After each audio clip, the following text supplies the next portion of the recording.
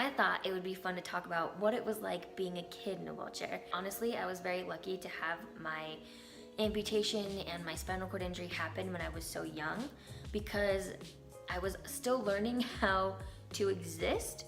So it didn't feel like I needed to learn how to adapt my whole life. I left the hospital doing the exact same thing that I was used to doing. I just felt 1,000 times better. After my amputation, I was an incredibly healthy kid. As a kid, I didn't feel any different from all the other kids because thankfully I was still young enough that I wasn't trying to compare myself to others. I was an incredibly active kid and I was incredibly rambunctious as well. Let's just paint a picture, all right? If I turn the camera, you see my kitchen. When I was a kid, the snack drawer was always up there, okay? That is like 5 feet off the ground. What I ended up doing is crawling onto the counter, and if I was still too short, sitting on top of it to reach the chips up there. This little thing right here is like spatulas and tongs and stuff like that. I would grab those, I would whack at whatever I wanted until it fell down, and then I got my snack. I did not let my situation stop me from doing anything. As I said, I was a very active kid and I loved playing in my yard, as every kid does. But that can be difficult when you're in a wheelchair, and the casters, I think that's what you call the little wheels on your chair. These things, they get stuck on everything. As you can imagine, that meant that I could not go through grass and gravel and whatever else you may find in a yard. So what my parents did was build a loop of cement surrounding our house. So I was able to go to every corner of my yard, and there was still grass to play in too. So what my dad did was he found a couple of electric scooters. Anytime my friends would come over, we would get on these electric scooters and chase each other around my yard. My parents also helped make sure that I was able to be active in any way that I wanted. So they found this camp that was only for kids that were in wheelchairs. You would just enter this gym that's a sea of kids in wheelchairs, and it's pretty crazy, but it's so cool. All the instructors and counselors there were in wheelchairs too. We didn't feel like we were learning how to adapt basketball. We felt like we were just learning basketball the way that was best for us. I learned how to dribble and run at the same time, and how to shoot a basketball, and I even learned how to dribble behind my back. But there was so many other sports there. Tennis, track, soccer, hockey. I even learned how to play rugby, which is terrifying, by the way. Wheelchair rugby ultimately is human bumper cars. So you can't hold the ball and run at the same time, obviously.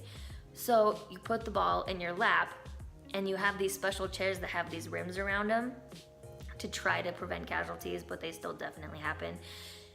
And you have to ram into the person who has the ball until it falls out of their lap, and then you can pick it up. It's terrifying. The great thing about being a kid in a wheelchair that's surrounded by other kids is children aren't judgmental.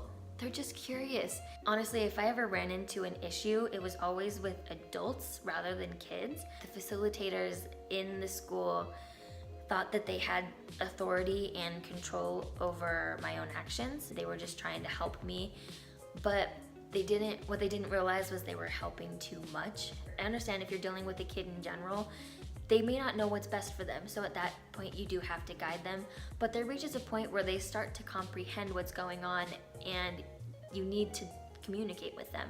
And that was something that I felt was lacking in my situation. When I went to kindergarten, I was assigned an aide, which I was totally fine with. She was my aide for the next 2 years. I became buddies with her. My friends became buddies with her. And she would help me get in the swing on the playground or go down the slide or whatever I needed help with. But she moved, and then they kept assigning me aides, and I was starting to get to the age where I was noticing that I was being treated differently, kind of probably around like 10.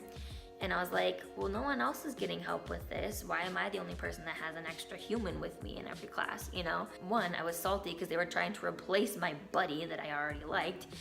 And two, I wanted to start doing stuff myself, and they didn't really understand that. They would just kind of assign me aides when I didn't ask for it, or they would help in certain areas where I didn't want help. Meaning, I did not want help getting pushed from class to class, but sometimes whoever was assigned to me would just get behind me and start pushing, and like, don't do that in general. Like, if I look fine, just leave me alone, just leave me be. And it got so annoying, all the help that they were giving me, that I was starting to feel kind of like smothered, if that makes any sense. And I would try to rebel and almost run away from the aides because I didn't want their help. The most frustrating part was that they thought they knew it was best for me. They would ask like, hey, do you need a table in class since they're using desks? And I would say no. The frustrating part is when I tell them no, I don't need an extra desk. I'm personally comfortable transferring into another desk. That's not an issue. And I would tell them that, and then I would go to class and they would still make me sit in the back of the room with this huge table where I couldn't sit next to any of my friends, and it just made me kind of feel like I stuck out even more when I didn't need to be. I don't want it to sound like all adults were awful with helping me in school, because they definitely weren't. I had some amazing teachers. I remember my first grade teacher was awesome. She would do these things where she would throw like say a Christmas party at her house. So all the kids would go over to her house and we would play like games and like decorate cookies and all that stuff. And she would make it so everybody got to participate, including me. She even made up this game called Rudolph Tag. It was kind of like a mix of hide and seek and tag. So instead of running around and trying to find people, you had to be on all fours like a reindeer and play that way. So basically meaning everybody was crawling to play tag. And I was in my element, okay? All of my friends were doing something that I was totally great at doing too, and I'm incredibly thankful for that. And I also had a PE teacher who was amazing in helping me learn how to play with everyone else. I was still fully expected to participate in everything in PE. I played dodgeball, basketball, soccer. We just figured out ways that I could do it. And he helped me with this. So if we were playing kickball, he would stand in line with me. When it got to my turn, he would kick the ball for me and be like, go! And then I would go run the bases. Like, we just figured out what worked best, and it was still fun, and I was still able to play. He even helped me rock climb. I was fully intending on sitting this one out. I'm just gonna watch, have fun, kids, whatever. And then he looks at me, he's like, you ready? And I was like, for what? Because I knew that was just something that I couldn't do. And he's like, nope, you're gonna do it. And so we get up there. He helped like hold the majority of my weight and let me do like the climbing part. And he even knew that I had movement in my leg. So he would place my foot onto the steps, so I was still able to even kick myself up to the higher climbing point. And I'm so incredibly thankful for all of the people that helped me have such an amazing childhood. The only thing that I would maybe recommend for people in the future that may have to deal with a kid with a disability is please keep a line of communication open with them. It's so important to ask if they need help because they may not know how to express why they're frustrated.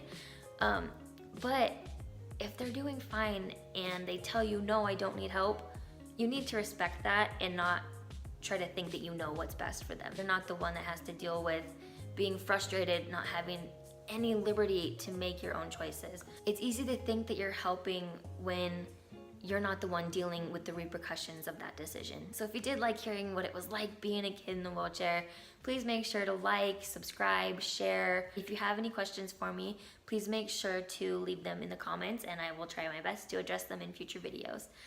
But for now, don't forget to love yourself and I will see you very soon. Bye.